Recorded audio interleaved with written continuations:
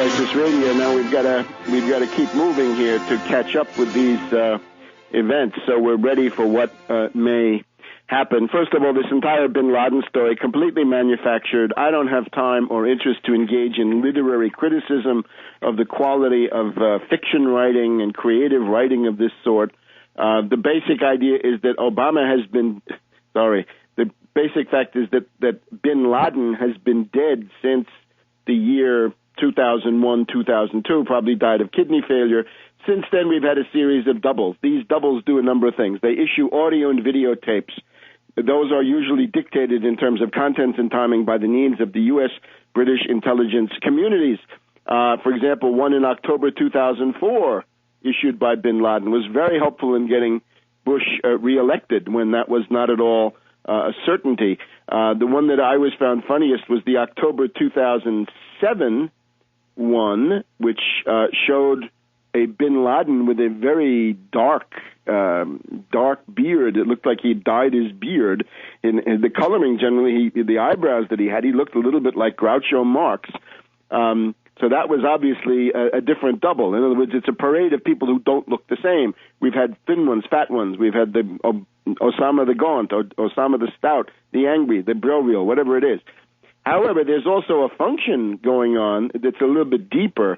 There are dupes, fanatics, psychotics, patsies all around the world, a whole patsy network and patsy milieu who are susceptible to being told what to do by this pseudo bin Laden sitting there. So they've got to keep him operating. So he gets messages from Chinese Turkestan or from Chechnya or other parts of the world. What should we do? And, of course, he responds according to the lines dictated by U.S. and British intelligence. If they're in China, of course, it's oppose the government there. If it's Russia, it's give Putin a hard time, and so forth. If you're in Saudi Arabia, well, Bandar is really the bad guy. If you're in Libya, it's Gaddafi that you want to be concerned about, and on and on. So it's a way of deploying these dupes and patsies, again, this network of psychotics, fanatics, misfits, mercenaries too, double agents, of course.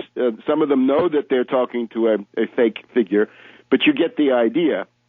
So that has now been liquidated. Now, after hundreds of billions of dollars, they didn't do this because the idea is to get Obama reelected.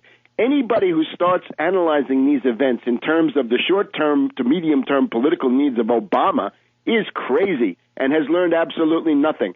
You're not dealing with presidents here who run administrations. You're dealing with a rogue network. You're dealing with an invisible government, a deep state, parallel government, secret government. This has been around since, in the current form, since about 1895 and has consolidated itself, somewhat broken up by Franklin D. Roosevelt, but back in place emphatically after the Kennedy assassination.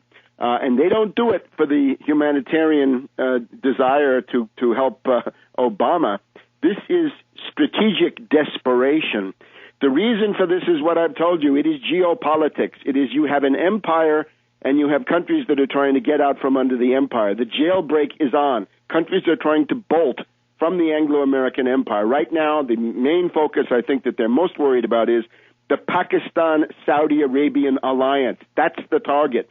Prince Bandar, after having set up his deals with Putin in Russia in 2007, 2008, 2009, Bandar now going in March of this year to Pakistan, getting a commitment for Pakistani divisions to put down a color revolution in Saudi Arabia. If that happens, and indeed in the transitional period, to have the Pakistani nuclear umbrella, and Pakistan just tested a 350-kilometer cruise missile this past week, the Pakistani nuclear umbrella now extended to Saudi Arabia, with the hope by Bandar that they would get then Chinese missiles with Pakistani nuclear weapons so that they would have their own independent guaranteed national deterrence, so that the United States could not say to the Saudis, do what we say or we will feed you to Iran. I can remember in Germany during the Cold War, the U.S. would say to Germany, do what we say or we feed you to the Soviets.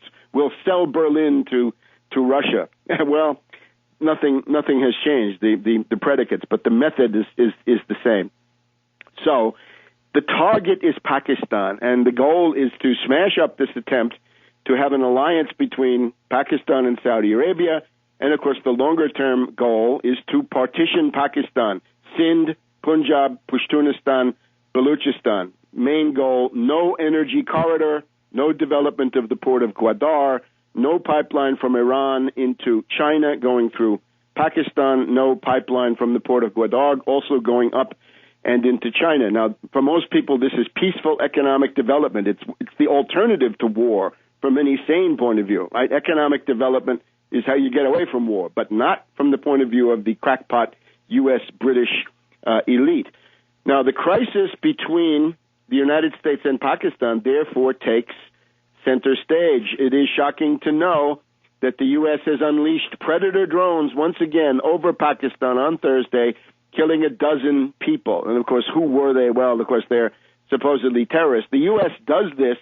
They deliberately target civilians in order to goad the various ethnic groups in Pakistan, the Pashtuns in particular, into a rebellion against the Islamabad government. Because the average Pashtun, as I understand it, looks at Islamabad and said, that is run by those Punjabis and those Sinds, not by us.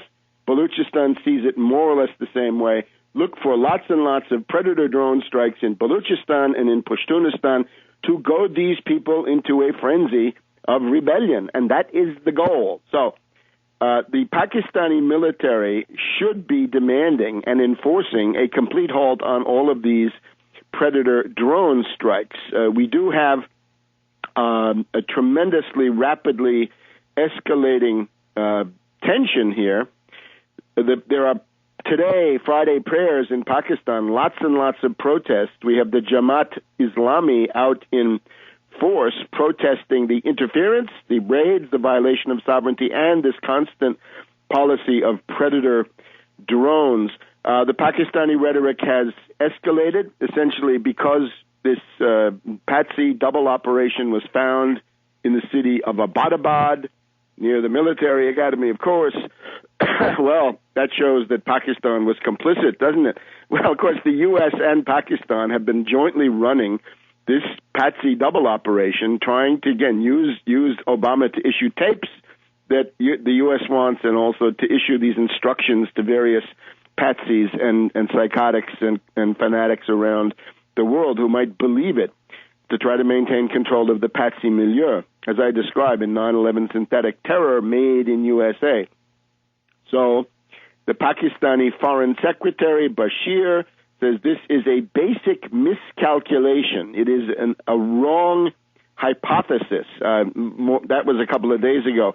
More recently, Pakistan has warned of disastrous consequences if the U.S. insists on violating sovereignty with these unauthorized, uncoordinated cross-border raids. General Kayani, the head of the Pakistani military, there must be no repeat of the unauthorized raids. Otherwise, the whole military cooperation between the U.S. and Pakistan will be called into question. So you get the idea. This is now escalating towards some kind of a break, and the U.S. can heat it up anytime with more Predator drones. Back in a minute.